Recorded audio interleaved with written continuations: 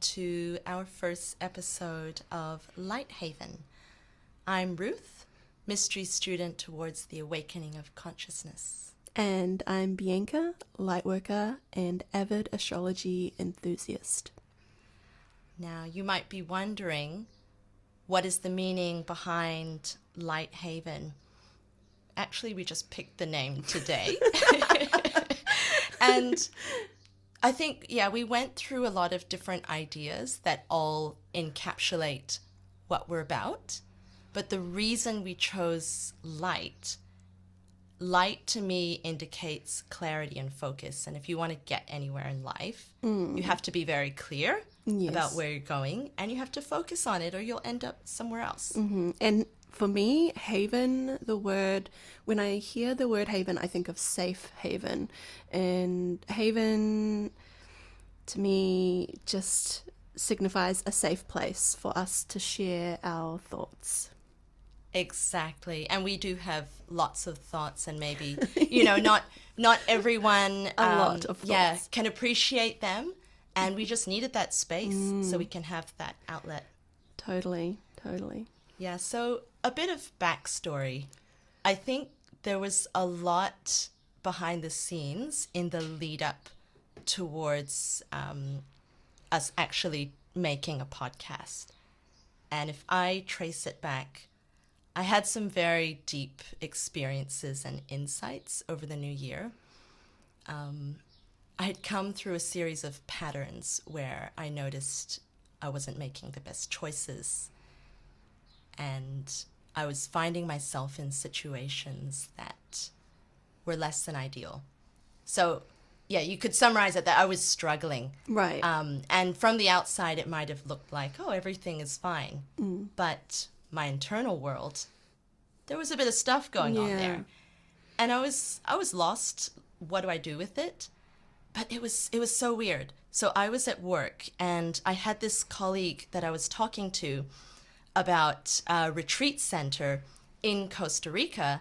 And it was really an afterthought, and it was just a casual conversation where I said, so I came across this retreat center and it looks amazing. And I was just showing her. I had no intention of going there. I was just going, isn't this nice? Look at this. And she said, oh my gosh, I'm so jealous. So she kind of accidentally planted the seed in my head that I was going there. And I said, no, I'm not going there. I just think it's really great. And then she said, oh, are you planning to go there? You totally should. And then I started thinking about it. And the seed was planted. Yeah, exactly. And I've been to a couple countries overseas, but I'm not necessarily extremely well traveled. Right. So this Ruth is not the one that just packs up her bags and travels to foreign places just on a whim. No, that wasn't me at all. But there was something inside that just kept saying, go on, do it. And then I sat on that feeling for 3 weeks. And, it's like that still small voice inside you that just gives you these messages about your next step. So I was feeling this feeling and going, all right, well, what do I need to do? I've got to prepare. So I started looking at tickets, and I reached out to the retreat center. They actually had a process you had to go through to be able to be allowed to attend. They wanted to make sure you were the right fit for the kinds of experiences that they were offering. And so I said, okay, all right, I'll do the application and I'll see where that lands me. And I was thinking, maybe I won't be the right kind of person to go. But I did the application and forgot about it. I guess it was maybe a week or so later, I got the message that we'd like to invite you to attend. Yay! Yeah, so I won't get into all of the details, right. But it was a life-changing experience there, and it allowed me to go very deep inside myself. And it also allowed me to have some serious letting go of the things that were holding me back. I don't think it's a work that you ever necessarily finish. You clear one thing and then more things come up and you have to work with those. It's like a never-ending journey of lessons to be learnt along the way. Yes, but hopefully we're improving as Yeah. we go along. So after I came back from Costa Rica, a lot of people said that I was a different person. Really? Yeah, that I just seemed different. Yeah. And Different in what kind of way? okay, probably the biggest one will be having a sense of needing anything, needing someone, needing friends. Not having a sense of needing. So the sense of needing was the thing that left me. Right. That just completely disappeared. It wasn't part of my person anymore. And it feels like a bit of a cheat because I don't know that I did necessarily the special work to get rid of it, but I had an experience where I came back and I was different. So yeah, I was just someone who didn't care about a lot of the things that I used to, maybe that attachment, that clinging. Would you say that this was a start of a spiritual awakening of some sort, or It some depends. kind of self-realization? I think it depends how you define spiritual awakening. Right. Because if you were to say spiritual awakening means you're suddenly free of your ego, you're free of all the things that hold you back, then of course I don't feel that I'm awakened Right. yet. But if you were to define it as you're headed in that, I definitely think direction. it's a journey. Like, I don't think that it's someone has one experience and then the next day they wake up being a new person and say, I just had a spiritual awakening. I think that it is years in the making, and that this little seed that was planted and this experience you had over in Costa Rica was the start or beginning of something. definitely, yeah, it felt like the start of a journey, and it's a journey that I'm still on. Yeah. So when I came back, that's when I started searching for, okay, what's next? Where's the next step in my path? And I went to a Buddhist monastery. Yeah. Really? So did you know that? No, I don't think I knew okay. that. So I went, yeah, because it was kind of a very personal, private thing. It's not the kind of Totally. thing that you put on Facebook that's very superficial to exactly. say, hey, everyone, I'm going away to meditate. It's not, it's for yourself. It's for going inwards. And this was actually not long after my dad passed away. Oh, yes. But I had signed up for it before I knew he was going to pass away. So Right. talk about serendipity. Yes. It was, yeah. So I went on this personal retreat. It was another retreat. And I guess it started in Costa Rica, but this journey of going inwards is something that we continue to do. So I went to this monastery and I spent 3 days in silence, just meditating. And I was searching for answers. And I think it's funny because the more searching you do, it seems like you end up with more questions. The answer is a question. And it's the same question that maybe you started out with when you were 5. What is the meaning of life? What is my purpose? Where am I going? And then the 3 days finished and I came back and went, okay, well, what's next for me? But I continued meditating, and I think when I went to Costa Rica, I'd been meditating for a while. So it was natural to come back and meditate more and try and go deeper and try and have some kind of epiphany, which you feel like there's this black hole and the answer is at the end and you're just going deeper and deeper. And where is it? Is it, am I going to get to the end, or is it, it just loops back to the beginning? And the answer is the search. So The answer is the person you became. yeah, in the process, in the exactly. process of the journey.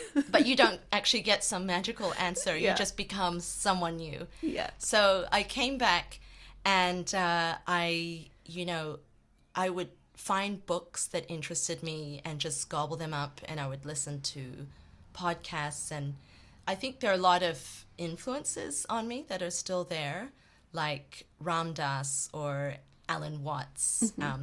And you get these snippets of wisdom from these profound philosophers or students of Eastern discipline. But at the end of the day, you're on your own journey, and you're out to discover what is the meaning that you want to give to your life.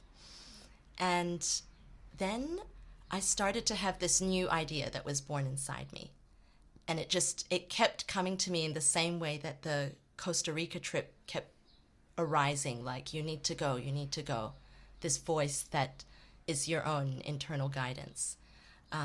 So this voice was saying, you need to have a moon ceremony. Oh, And I was going, what? What do you Yeah. mean a moon ceremony? What even is a moon ceremony? So of course I did what anyone would do. I just dismissed it. Nope, that's weird. I'm not doing that. But the voice wouldn't go away. yeah. And it kept coming up saying, you don't understand. You need to work with cycles and energy and find yourself aligning with something greater. And the other part of me that's resisting is going, no. I will not be doing that. But then it became so loud that I couldn't ignore it. And that's when I reached out to you and said, hey, Bianca. Yes, and I was so on board with that. Yeah, I do was you so wanna do- happy that you asked me, that you invited me, because it was something that I've been wanting to do like this whole year. And Maybe you were sending me a message. maybe, Yeah. maybe. No, I was so keen. And when you invited me, I didn't even think that you were into that. Like, This is the weird thing. That both Because of you're us. like- yeah. you know, we've been friends a long time, and we've always had very interesting conversations. But yeah, I just wasn't aware of this journey that you had started, and also we hadn't really been in touch for a while, Yeah. and so it must have been since last year that we had really hung out and had a meaningful conversation about our lives. And so this year came along, and we were talking, and you invited me, and I was like, yes, like, absolutely. Oh my gosh, what? Like, Yeah, so, I need to add a small backstory yeah, to this yeah, okay. because we've been friends for, has it been 6 years? since 2014 is when we were both working together. 2014. So that's 9 years. That's 9 years. Yeah, that's 9 not years. 6 years. Yeah. So 9 years, and I never knew you were into deeper thoughts about things. Yeah, well, that's the thing. So I've always been open-minded, but how do I even get into this? What would be the turning point for you? Was there a turning point? I'm going to have to go back to last year, where my life was changing and a chapter was closing, and it was about halfway through last year. I was on this journey. I started to really dig deep into being mindful of my thoughts, and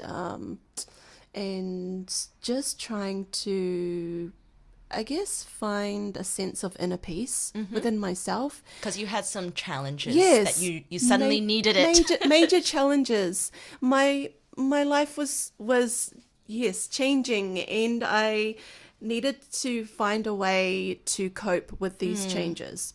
Right. And so I used to go to sleep. Excuse me. I used to go to sleep listening to guided meditations, and I found that to be quite helpful for me to slow my mind down to a state of relaxation, enough for me to be able to go to sleep. And it wasn't until the beginning of this year I thought, you know what? I really want to dig a bit deeper and get to know myself a little bit more, and develop this intuitive side of myself that I know I've always had, but I just pushed it to the back burner and tried to pursue other goals in life, like graduate from university and find a job, start a family, and get married, all of these things that are normal things that people want in life. And I think I lost touch of who I was, and I this intuitiveness inside me kind of just was suppressed and didn't really come out that often. But so the beginning of this year, I was like, no, I'm going to develop this intuition of mine and try and I guess learn about myself and develop these skills and these gifts that I know I've always had. So I actually started meditating. Listening to guided meditations while going to sleep is one thing. So you just put on your headphones and you drift off to sleep. It could be anything. Yeah. Could be yeah. The actual act of meditating, I never did. Right. And I thought I'm going to start doing this because I know it's good for me. And I started meditating, and I got to the point where I even started making my own guided meditations. So I would play that and just listening to my own voice. It was a little bit strange at first, but it felt like it hits different when it's your own voice guiding you. And on top of that, I would play music to fall to sleep to, like those healing kind of tracks that play like soft tunes. Yeah, like Native American flute music. Ooh, yes, I love a good flute track. Or crystal singing bowls, like a sound bath. I would play those while I was going to sleep. It's actually kind of funny because one night, I did my meditation, played my music while I was going to sleep. The next morning when I woke the kids up for school, they were getting up and getting ready, and then they were like, Mom, we heard you playing your meditation music last night. And I was like, oh, I hope it was relaxing for you too. The whole household gets to meditate. Yeah, the whole household gets this. When my sister was visiting from Brisbane earlier this year, and our house is small, so I had her sleep out on the sofa couch, and so it was when it was like bedtime, we all retired to our bedrooms, and my sister was like laying out on the couch, and then the next morning she was saying to me, oh, I heard you playing your music last night, and it actually put me to sleep. I was like, oh yay. That's so good. So yeah, I don't know, it was just like, I feel like this flow, it's a flow-on effect, right? I'm feeling a lot more centered thanks to these meditations and this mindful music, and because I'm more centered, and also I'm playing this music like around me, everyone who is close to me is hearing it too. That's right. And feeling it. So that's the idea of growth, right? Yes. So you start to change yourself, yes. And then as you change, slowly that creates a ripple effect. So everyone around you, starts to change too. Yeah, and so I took the leap and bought my own crystal singing bowls. And that's a big investment. It is, because they're not cheap. No. And so now I play my own music, and I make my own music, and it's incredible. When I'm playing, it's like I'm in the heart of these vibrations, and it's like balancing. Do you feel it in your body? Yes, I do. I feel it in my body. And the thing is that I feel it. How do I describe it? Is it like you feel the vibrations for each chakra? Yes. And you feel that it hits in the area of that chakra that it's speaking to. Right. It's like a language in a way. Or I mean, I don't really personally know this, but in my mind I liken it to a language. And when you play, say for example, the singing bowl that is for the root chakra, and you're playing that, then that's speaking to the root chakra and like kind of trying to bring it into harmony again. And balance. And balance, exactly. Right.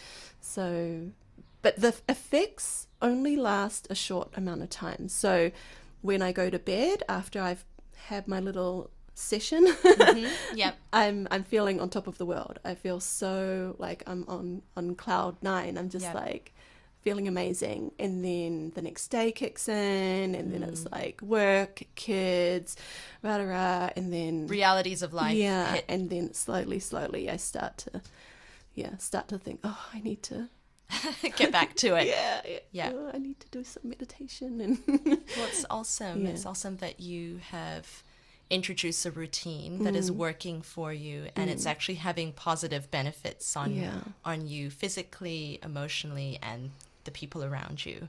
yeah, it's so good. Yeah, I mean, the thing that I wanted to say about finding out that you were spiritual was we were at a friend's child's birthday party, and this was earlier this year, and it just so happened I think we started talking about astrology or oracle cards, and we were just having a lovely conversation. But in the back of my head I was thinking, oh my goodness, Bianca's into these things too. Wait, I don't have to what month hide was it this? anymore. Whoa. That was it was Melissa's daughter, or I think, was it, I can't remember, but we were at a birthday party at Melissa's house. Yes. And yeah, so we just started talking about it, and we kind of got in our own little world. Do you remember that conversation? The one that I'm thinking of, because we've had many conversations Yeah. about this, and I can't quite pinpoint or remember back to the very first conversation that we had that opened this whole can of worms. Yes. No, but so the one that I'm thinking of was actually Melissa's birthday. And Oh, it was Melissa's birthday. and you were telling me Yes. about Yes. Costa Rica because I was so curious. That's right. And I was like, tell me Yes. more. Yeah, it wasn't her kid's birthday. yeah.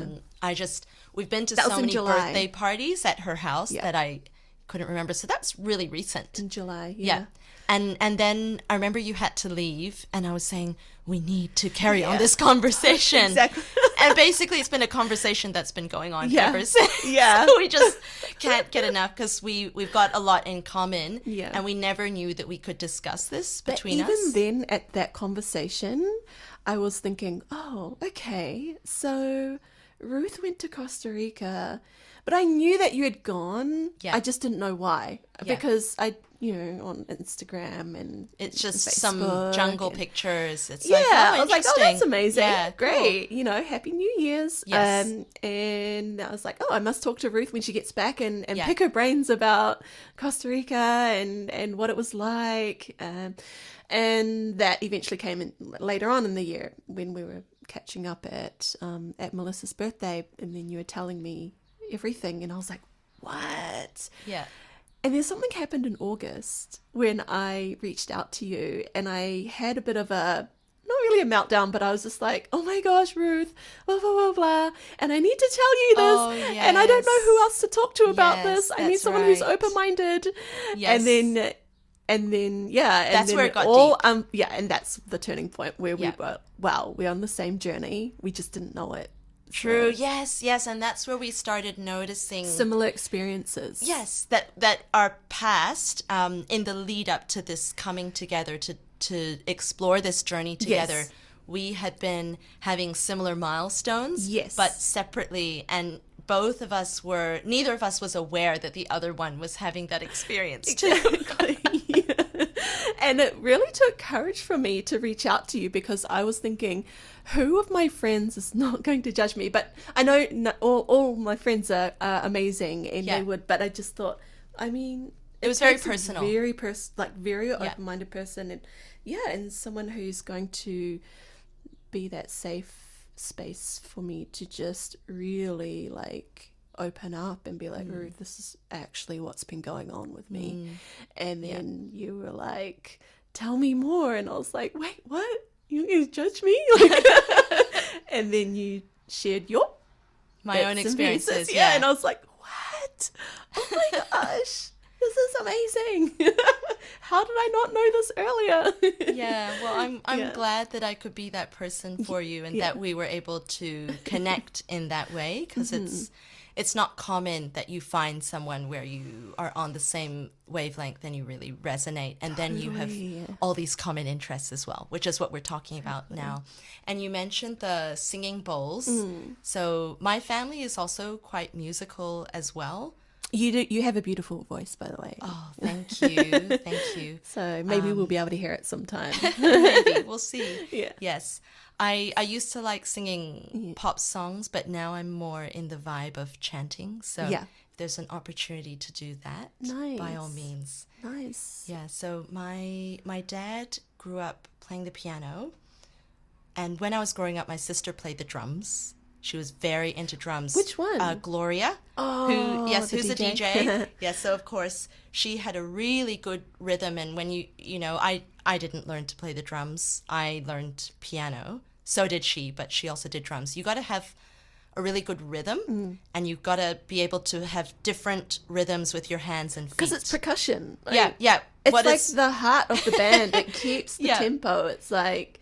Yeah, and it can get very complex between your hands and feet doing yeah, of different course. things. Yeah. So I have 2 left feet. It wasn't for me. I didn't even go there, but I love. So you're not going to show us any dance moves, unfortunately. No. Just the chanting voice. Yes, just chanting. All right. I loved singing. And it's funny, I grew up singing in the shower, and all my siblings would laugh at me. And they would even, sometimes they'd be quite mean. They'd get a phone and record me through the window singing in the shower, and then play it back to me and say, "We're never going to delete it." A shower voice is the best voice. Yeah. No. When you're a teenager, you're very self-conscious, Yeah, and you just totally. think, "I'm going to sing in the shower because no one can hear me over the hot water." But they heard me and they recorded me. And I think you mentioned that you have a Christian background. Is That's that... right. Yeah. Yes. So my path has always been spiritual. My family were very staunch Christians, but they were not church-going Christians. So due to that, a lot of different spiritual ideas did creep in, and they adopted those with as much fanaticism as with the Christian faith. So I think it was good in a way because it helped me to grow up with a broader view of spirituality than mainstream Christians. So I was taught to get quiet and to listen, and they would say it was the still small voice, which is mentioned in scripture, but I think Christians don't study to listen to their heart, their inner voice. That was something that my parents taught me. And then they also, dabbled in some other things like, well, you could take it a step further. You could ask if Joan of Arc wants to help you, or you could ask, start calling on saints and people of history, because essentially it's drawing on this higher unexplained wisdom. Right. So however you tap into it doesn't really matter as long as you're accessing it. So then it turned into, well, you can talk to spirits. That's fine. And I know in church that's a big no-no. That's really cool that your family fostered that, because there's a lot that would, if they know or get a sense of this ability, they tend to silence it. That's Be like, right. no, you can't do that. Like, Yeah. So Yeah. it's really cool that they were able to encourage it. Yeah, and then another practice that we had growing up today, I think in a lot of circles, is called automatic writing. It can also be called channeling. Oh, And, yeah. yeah, I know. that's- I've heard of channeling, yeah. Yeah, so that's where you listen to hear the wisdom from a source that you can feel that's a good source, and then you start writing down what you think that the message that's coming through is. And over time, the message gets clearer and clearer, and it seems to be more and more not something that you would necessarily have thought of yourself. And that's why it's called channeling, because essentially you're drawing on this higher wisdom that isn't coming from you. So my parents taught me to do that, and I did adopt that practice daily. And usually you're just drawing on your own inner wisdom, but sometimes you'll be saying, okay, Joan of Arc, can you give me courage? Give me a message about courage. And then you would listen and write it down. So I had exposure to a lot of these different ideas, and they're all not mainstream things.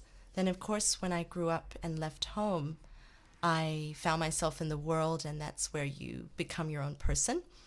And I let Christianity go because I wanted to, discover who I was. But it was natural for me to say, okay, I'm not going to follow the Christian faith, but I still want to follow something. So what is it going to be? And that's where I started exploring all things spiritual. And I got into lots of different spiritual writings and even astral projection as well. So mystery teachings really fascinated me. Wow, yeah. Yeah. That hasn't been a constant, though, in your life, right? It was No. just childhood, and then when Yeah. did it stop and when did it start again? So in my 20s, it's kind of funny because I was going through a rough patch. I was in uni and I was making bad relationship choices, and that was giving me Don't we grief. all? It was giving me a lot of grief. Yeah. And it's that feeling of being stuck and what decision do I make, and where you realize something isn't healthy for you, but you're so attached and you can't let go. Totally. I can And totally relate to all of that. yeah, so finally it ended, and you go searching for an outlet. So I just randomly came across an astral projection course online. Wow. Randomly. This is Yeah. years ago. We're talking 10, 15 years ago. Yeah. Yep. I came across this course, and it doesn't exist now on the internet. I thought it was going to be there forever, so I didn't download a copy, which Yeah. I should have.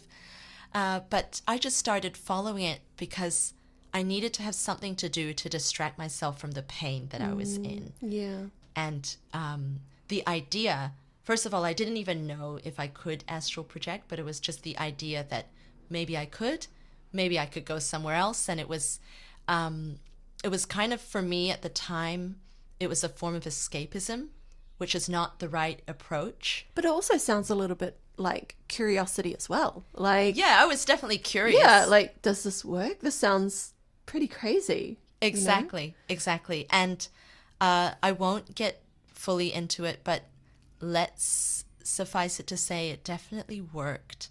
But the experiences that I had were terribly frightening. Right. And I scared the bejesus out of myself, and I said, okay, now I know it works. I'm not going to do that anymore.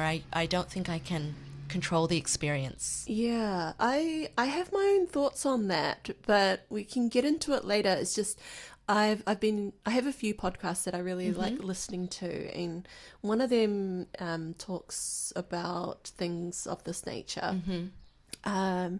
And like calling on your spirit guides, Yeah. and working with your spirit guides, and just all things to do with that.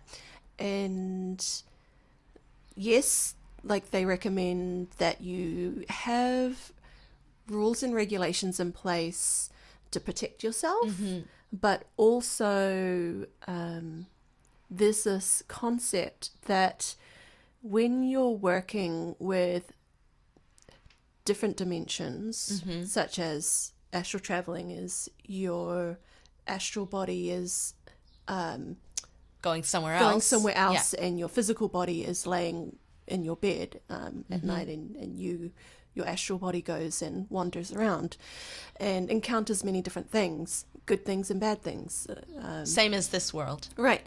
And so the rules and regulations that you set up for yourself is to protect you, but also there's that concept that you're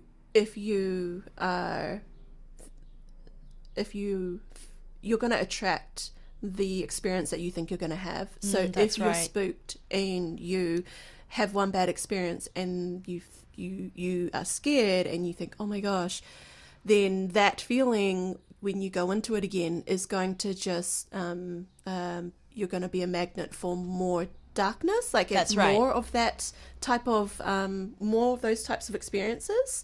So my experiences have relatively been quite good. Not that I say I've specifically astral traveled, but Yeah, so your spiritual experiences yeah, my have been spiritual positive. experiences have all been Yeah. quite positive, and so maybe I am a little bit biased in the sense that because I've only really had good experiences, I can't really speak to those who have had bad experiences because I haven't experienced it That's myself right. to understand fully.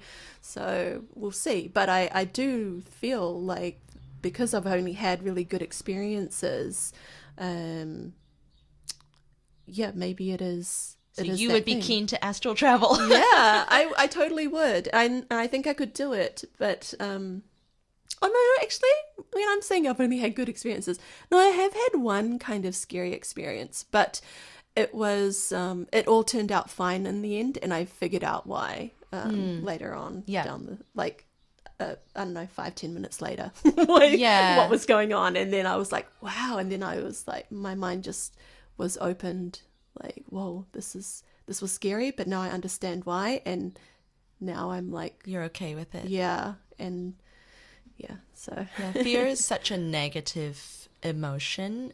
Other people describe it as low vibrational.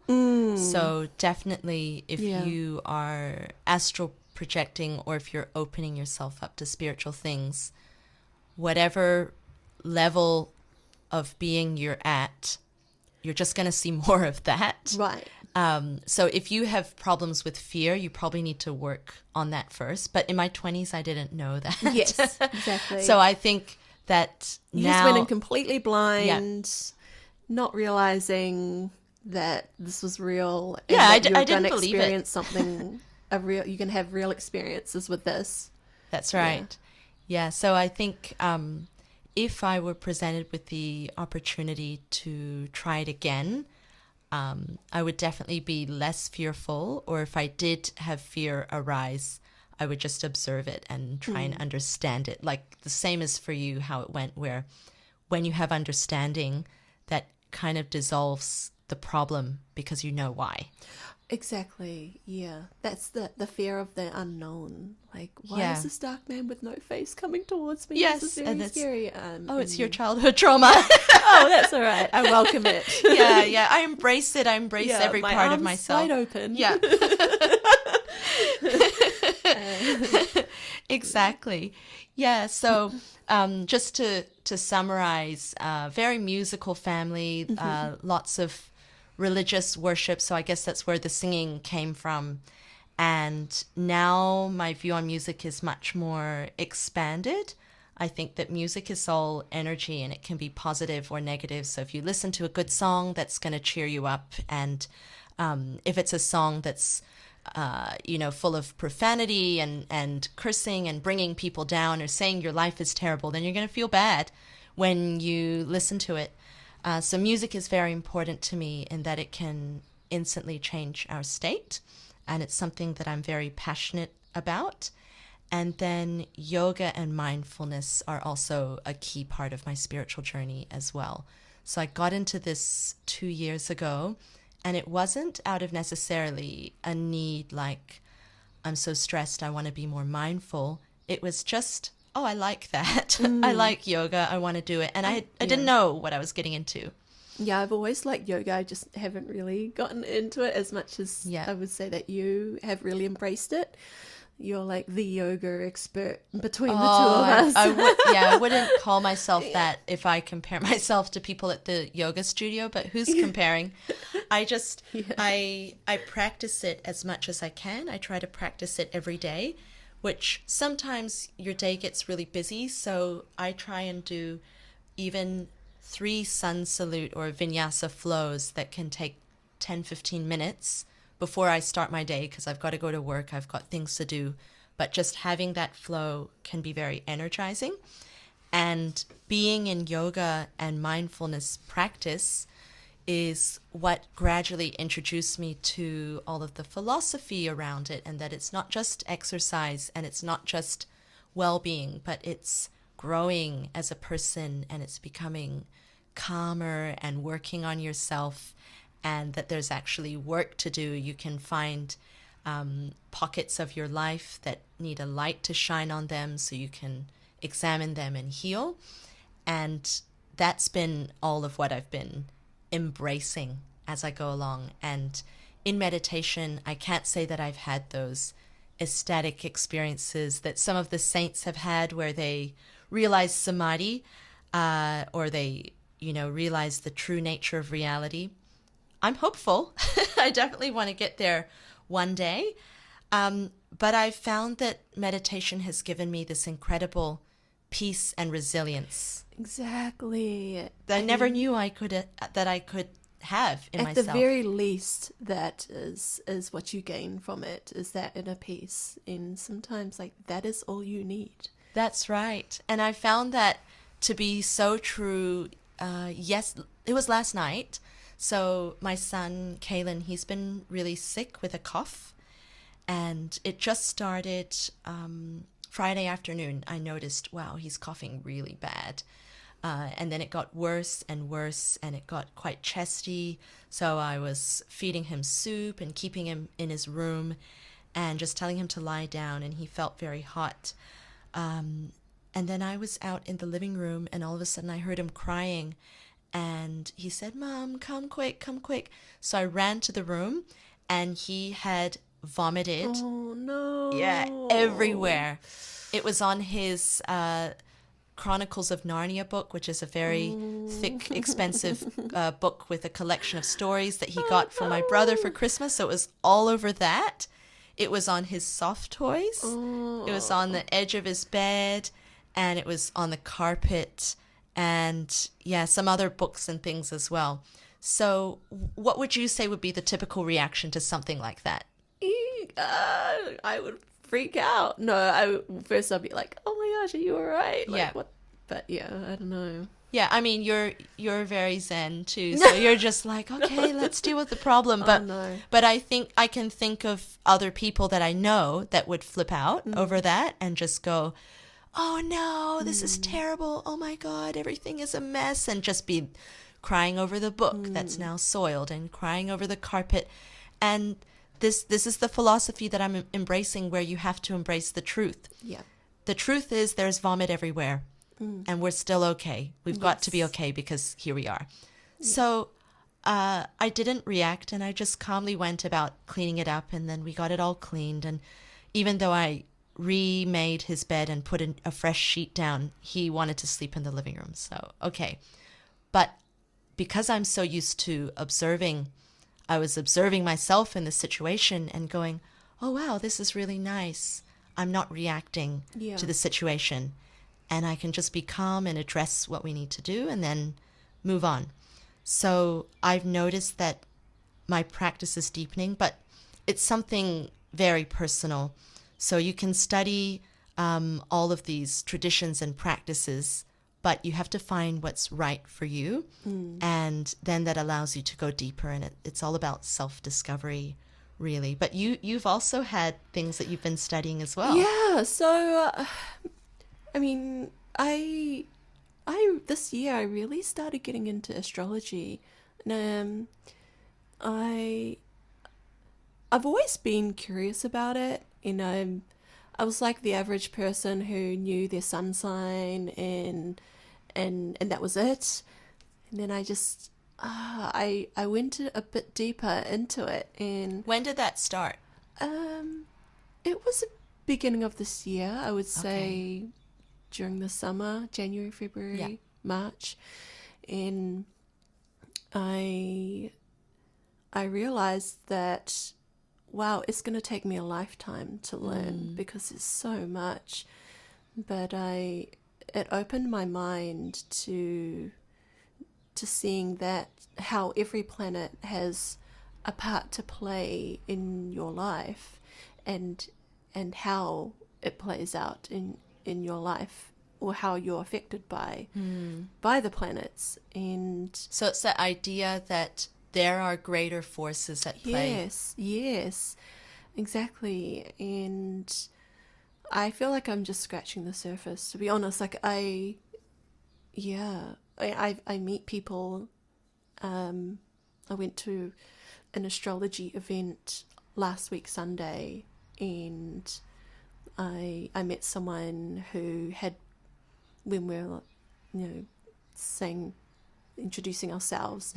And he had been studying for 5 years, and I was just like, wow, I feel Were you like taken a aback by baby. the amount of knowledge? Yeah. Yeah, but I would say that the astrology community here in New Zealand is not as big as I would like. Right. So Maybe you can change that. oh my gosh, or maybe Another they're all project. hiding. I don't Yeah. know, but yeah, I feel like there's not a whole lot of people here that are even open to wanting to talk about astrology, and it's a shame. There's not enough interest. There's Yeah. not a whole lot, and I think maybe the people who are interested are just keeping a low profile because Yeah. I guess there's a lot of You have probably just haven't met them yet. that, and there's a stereotype like, oh, astrology, oh, Yeah, like people think they don't take you it's seriously, not scientific. right? But there's this idea that there are a lot of things that maybe don't necessarily follow the path where they're going to end up in a science journal, but we can extract a lot of meaning and support out of them. So from that perspective, who cares if it's in a science journal or not? For the kind of help that we want from it, we don't require it to be in a science journal. Yeah, and right? it's one of those things that has helped me learn more about myself. Exactly. And also gives me a different perspective as to why things are playing out the way they are, which means I can accept it and not fight it and just allow it to be. So it gives that element of acceptance that you might otherwise be like, why is the universe, giving me this challenge? And you look at the planets, you look at your birth chart, and you're like, oh, okay, I see why this was going to happen. Yeah, so it just allows let you it to be. make meaning. Yeah, it gives context and meaning to the things that are going on in your life. Does it allow you to predict the future? Yeah, like there's definitely techniques that allow you to have an idea as to what might possibly be, but it's not going to say on this date and time you're going to be struck by lightning. No, yeah, It's not gonna say. that would be too binding. I'm glad that's not written in the planets. No. I don't think I could deal with that. No. So it's very much like this is going to be a difficult time for you. You may encounter health problems, maybe not.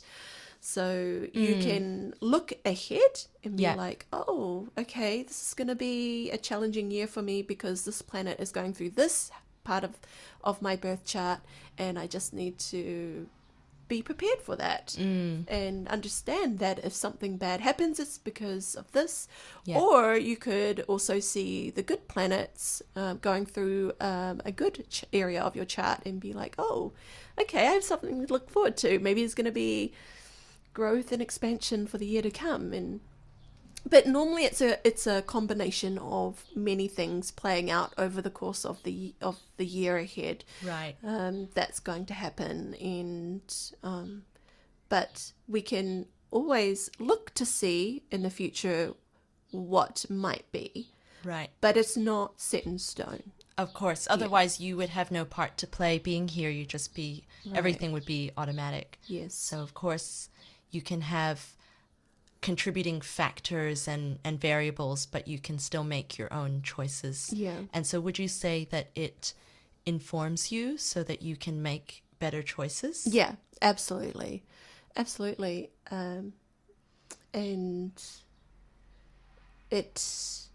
if you want to utilize the information that's being presented to you, you can. But at the end of the day, how do I say this? Like, it's one thing to know or have an idea as to what you're being told or what you're seeing or how you're interpreting certain planetary movements. Yeah. But it's another to be like, oh, okay, I'm going to mindfully shift my my actions into a different direction to be more in aligned with what the planets are telling me. Like, it's up to you how you're going to take on that information and Right. to what extent you're going to allow it to affect your life. So, It's more of like a mindset thing. yeah. I think. So, but potentially, could you be working with those energies and cycles so you find some harmony and rhythm in your life? Yes, totally, absolutely. The same concept of being like, oh, I'm having a very hard time. And you look to the planets and think, oh, okay, that's why. Same thing. Like, if you are having a great, I guess if you're going to have, if you feel like things are going your way, you're like, wow, you know, and you look and you say, oh, okay, it's because of this, you know. But you can always work with it and be like, okay, this is a hard time. I'm going to meditate. I'm going to eat right. I'm going to, you know what I mean? Like, you're gonna change and shift to be more in harmony with what the planets are giving you, the type of energy that you're receiving. So yeah, this takes me back to the beginning where we mentioned about how you invited me to to the moon ceremony. Yes, that's right. In fact, like I told you, I started really getting into astrology earlier this year, and I had been meaning to go to a moon ceremony. So I registered, I paid, and it was a full moon ceremony in March, I believe, and I didn't end up going because I was so busy. I was moving houses. I was still trying to work full time. So working full time, and then on my like after hours and on the weekends, I was shifting. So I really had no time. So I think I was a little bit over ambitious to think that I had time to go to this moon ceremony, so that I never ended up going. And it was always on my mind to go again. Yeah. And I thought, once I get settled into my new place, once I'm all like settled into my job and I've got a routine, I'm going to sign up for another moon ceremony. And then our paths crossed, we reconnected, Yeah. and had some interesting conversations. And then you're like, oh, Shall we do a moon and ceremony? I was like, oh my gosh, yes, please. Absolutely. I will be there without a doubt. I didn't even know if you were going to say yes or not. I just Yeah. thought, oh, well, I'll see. You know, Bianca's probably the only person in my circle who would be interested in this. So it will be a moon ceremony, but not a And circle. now that we're putting this out, I'm sure we're going to get a lot of DMs being like, what? I'm into this too. Yes, Sign me yes. up. That's what I hope. So we can make a big circle. Yes. Yeah. So, Yeah, but after that ceremony, then we started talking about yeah. how all of this came together, right? How all of these things were going on in our lives, and it was all leading up to this culmination where our paths would cross, and we didn't know it. We didn't know that there was kind of like a higher plan or blueprint, if you will, that overarched everything that was happening to us. And then when we started talking, and then we had our moon ceremony, we realized that things were just unfolding naturally. And we started talking about how we were into tarot and we were into oracle cards. And then we started talking about, well, let's do a podcast. You know, we always had so much to talk about. Yeah. That it just felt so natural to be like, oh, let's do a podcast. How do you feel about that? You know, it's like, yeah, let's do this. Exactly. So- And I feel that it's been happening to us. Not that we don't have a part to play in it, but there's something to the flow of the energies and the divine timing where it is unfolding for us. And, you know, we started having talks about destiny, spirituality, astrology, and that's when we said, we need to record this. Other people might want to hear this too. Yeah. So I feel like this podcast is not for everyone and anyone. I think it's No. more for those that have a curiousness and an open mind for all things to do with spirituality. And for me, it's not about trying to convince someone that astrology is real. Personally, it's about having the space to voice the things that genuinely interest me and doing it with someone who is like-minded as me. And who knows, maybe it'll be of interest to others as well. Yeah, so we could say that the purpose of this podcast is sharing our truth, sharing knowledge that we've acquired through our studies, and that can include mysticism, astrology, energy, wellness, motivation, and spirituality. We don't really know where this journey is taking us, but because everything leading up to this has unfolded so naturally, we're literally trusting that it's going to continue to unfold Exactly. in the same way. I mean, how's it been going? It's been going well, right? Yeah, it's been great. So I think we'll just keep following this path. And that brings us to the end of our first episode. We want to thank you all for joining us this past hour. It's been an absolute pleasure. The path to your best reality is in your hands to create when you become conscious. Thank you for listening and see you next time on Light Haven.